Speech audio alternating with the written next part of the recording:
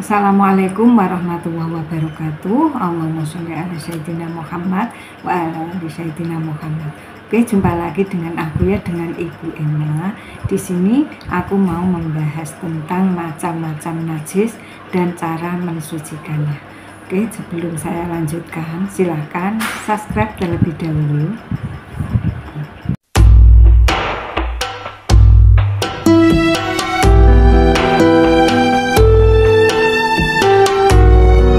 A'udzubillahiminasyaitonirrajim. Bismillahirrahmanirrahim. Alhamdulillahilladzi hadana lihada wa ma kunna linahtadi laula an hadanallah. Segala puji bagi Allah yang telah menunjuki kami kepada surga ini, dan sekali-kali kami tidak akan mendapatkan petunjuk kalau Allah tidak memberi kami petunjuk. Syukur alhamdulillah ya, kita panjatkan kepada Allah Subhanahu wa taala yang telah memberi kenikmatan hidup kepada kami semua sehingga kita masih bisa dipertemukan lagi walaupun lewat online ya, kita bisa bertatap muka. Semoga kita tetap dalam lindungannya, dijauhkan dari segala keterburukan dunia dan di akhirat. Tak lupa sholawat serta salam kita sampaikan kepada junjungan Nabi besar Muhammad Sallallahu Alaihi Wasallam. Semoga kita kelak mendapat syafaat darinya. Allahumma sholli ala Muhammad wa ala ali Muhammad. Assalamualaikum ya Rasulullah. Oke, di sini kita akan membahas tentang najis ya. Najis memiliki banyak jenis macamnya ya. Setiap jenis najis ini punya banyak cara mensucikan yang berbeda. Najis adalah suatu kotoran. Jika kotoran tersebut menempel pada pakaian atau tempat, maka pakaian atau tempat tersebut tidak dapat digunakan untuk beribadah, misalkan untuk sholat.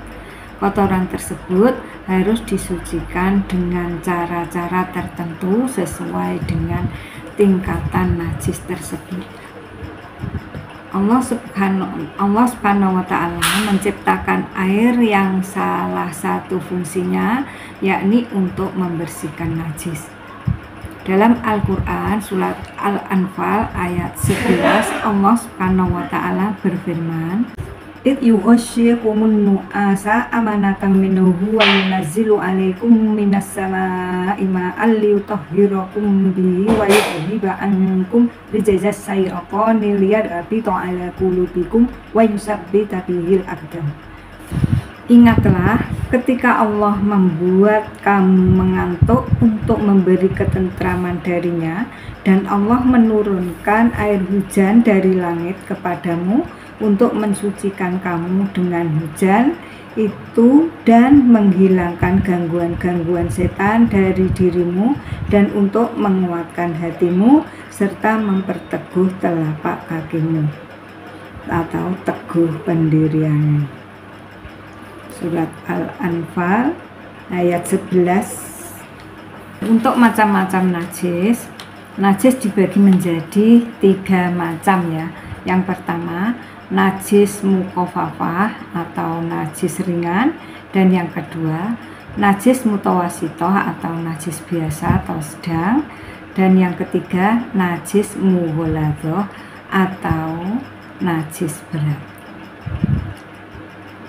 Najis mukhafafah yang pertama, contohnya air kencing bayi laki-laki ya, itu najis ringan yang belum makan sesuatu kecuali air susu ibunya. Jika sang bayi sudah pernah mengonsumsi makanan selain air susu ibu, semisal susu kaleng buatan pabrik atau yang lainnya, maka air kencingnya sudah tidak lagi dikatakan najis ringan, melainkan najis sedang. Lalu bagaimana dengan air kencing bayi perempuan yang belum makan apa-apa selain air susu ibu?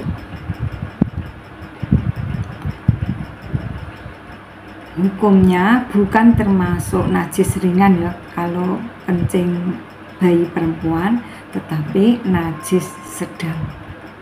Dan yang kedua, najis mutawasitoh, yaitu najis biasa atau sedang.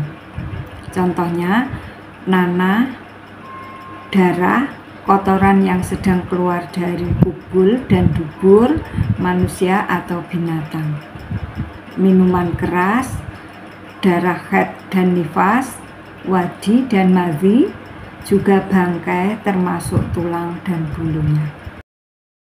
Bangkai manusia, belalang, dan ikan tidak dianggap najis. Najis mutawasitoh dibagi menjadi dua macam ya, yaitu najis ainiyah, yaitu najis yang tampak zatnya atau sifatnya seperti warna, bau, dan rasanya.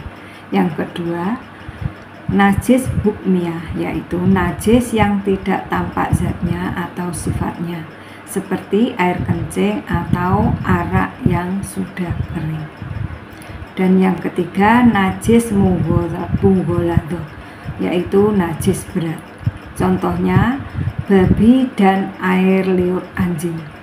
Hal ini berdasarkan Al-Quran surat Al-An'am ayat 145 yang artinya, tidak kudapati di dalam apa yang diwahyukan kepada sesuatu yang diharamkan memakannya bagi yang ingin memakannya, kecuali daging hewan yang mati atau bangkai, darah yang mengalir, daging babi karena ia najis, atau yang disembelih secara fasik, yaitu dengan menyebut nama selain Allah.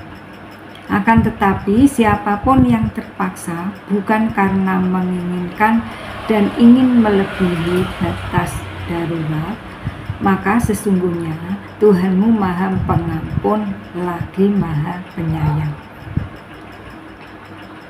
Adapun tentang najis anjing didasarkan pada hadis berikut, Rasulullah SAW bersabda, jika seekor anjing menjilat bejana salah satu daripada kamu sekalian, maka hendaklah kamu menuangkan bejana itu, menggosokkan isinya, kemudian membasuhkan 7 kali.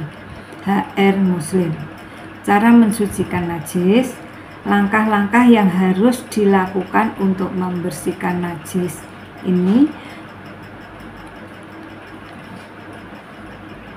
1. Mensucikan dari najis mukhafafah. Jika sesuatu itu terkena najis mukhafafah, maka cara mensucikan yaitu dengan memercikkan air suci atau air mutlak pada sesuatu yang terkena najis. Air mutlak adalah air murni, termasuk di dalamnya air sumur, air hujan, air sungai, dan air embun. Dasarnya adalah hadis bagi berikut ya. Dari As-Sami'i radhiyallahu anhu berkata bahwa Nabi Muhammad SAW bersabda, air kencing bayi perempuan harus dicuci, sedangkan air kencing bayi laki-laki cukup dipercikkan air saja. HR Abu Dawud, An-Nasai, dan Al-Hakim. Yang kedua, mensucikan dari najis mutawasitoh atau ainiyah.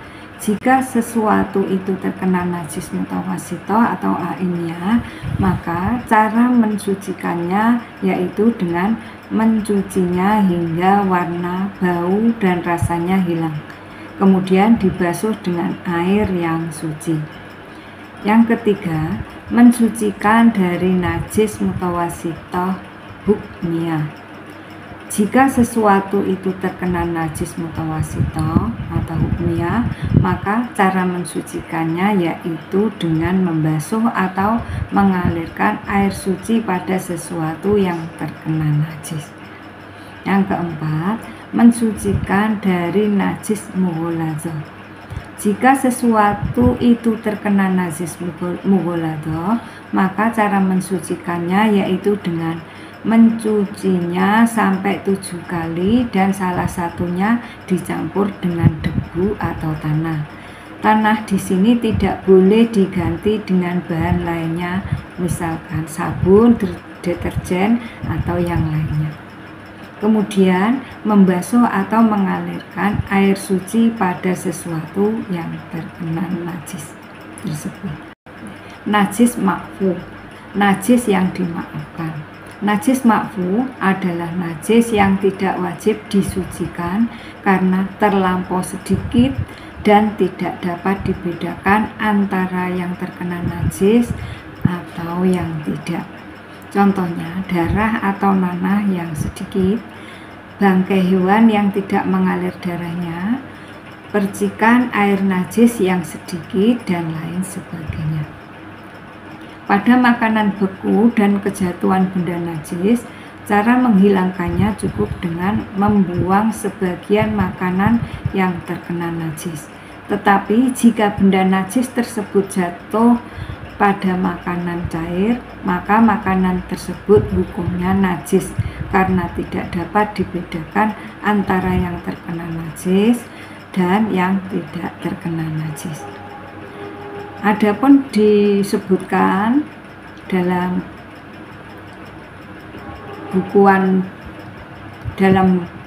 buku panduan sholat lengkap ya dan praktis, wajib dan sunnah, nanah serta darah dari hadis atau bisul kita sendiri juga termasuk ke dalam jenis najis makfu.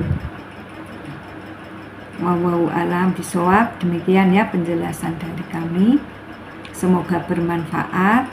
Kurang lebihnya saya mohon maaf yang sebesar-besar. Allahumma inni as'aluka ilman nafi'ah wa rizqan thayyiban wa amalan mutaqabbalan. Astaghfirullahaladzim, astaghfirullahaladzim, astaghfirullahaladzim. Subhanaka Allahumma wa bihamdika asyhadu an la ilaha illa anta astaghfiruka wa atubu ilaik. Kurang lebihnya saya mohon maaf yang sebesar-besarnya. Terima kasih telah mengikuti ya dan telah subscribe di channel kami. Jangan lupa like, komen, dan share. Oke. Di sini Ibu Emma. Assalamualaikum warahmatullahi wabarakatuh.